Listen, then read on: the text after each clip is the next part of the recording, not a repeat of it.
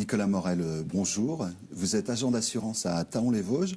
Vous êtes donc concerné, hein, c'est un établissement recevant du public. Vous êtes concerné par la loi de 2005 qui va prendre effet l'an prochain. Alors avant d'en parler, on va essayer de découvrir votre cabinet, votre société, qu'on peut apparenter à un cabinet d'assurance familiale, on va dire. C'est ça? Oui, bonjour Monsieur Vautrin. Effectivement, je suis agent général d'assurance depuis 20 ans, installé à Thaon-les-Vosges. C'est une vieille histoire familiale. Oui, je travaille en association en fait aujourd'hui là depuis une vingtaine d'années. On est un cabinet qui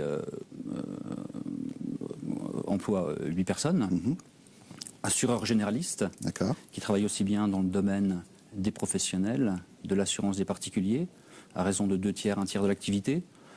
Je dirais que la particularité principale de mon cabinet, c'est qu'il va bientôt avoir 80 ans. D'accord. Il a été créé en 1936 par mon grand-père. Donc j'imagine, s'il a 80 ans, qu'il a fallu changer quelques petites choses par rapport à l'accessibilité du public, hein, puisque vous êtes sous le coup de cette loi de 2005. Alors, est-ce que ça a été facile? Qu'est-ce qu'il a fallu changer? Alors, si vous voulez, la loi qui remonte à 2005, donc c'est une législation. Ça veut dire, dans un premier temps, qu'elle pose donc une nécessité de s'y adapter.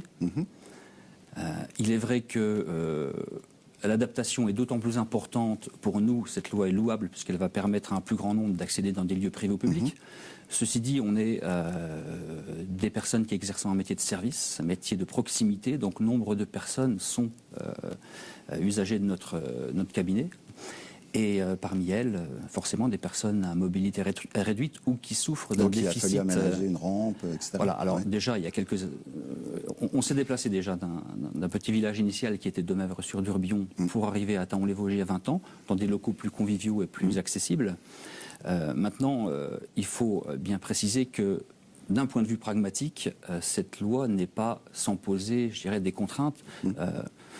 Pour nous, comme pour l'ensemble. Dans le reportage. Voilà, c'est ça.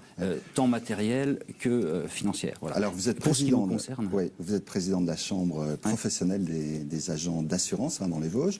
Vous avez eu envie de faire passer le message auprès de vos pairs. C'était important pour vous? Effectivement. Alors, j'ai l'honneur depuis 2 ans de représenter les agents généraux d'assurance. Nous sommes 100 personnes, donc 100 agents généraux dans les Vosges. Professionnels de terrain. Dans le contexte actuel, les agents généraux sont l'assureur de 1 Français sur 3.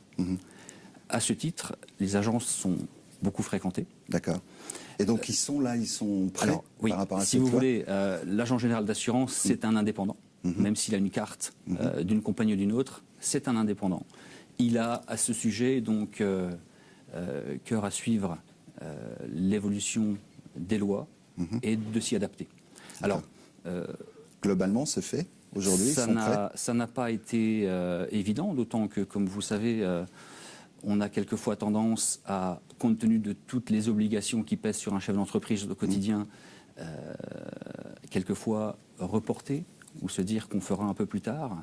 Alors aujourd'hui, de par leur conformation initiale, je veux dire, ou de par des travaux d'adaptation, l'essentiel des agences générales d'assurance est aux normes. D'accord, ok.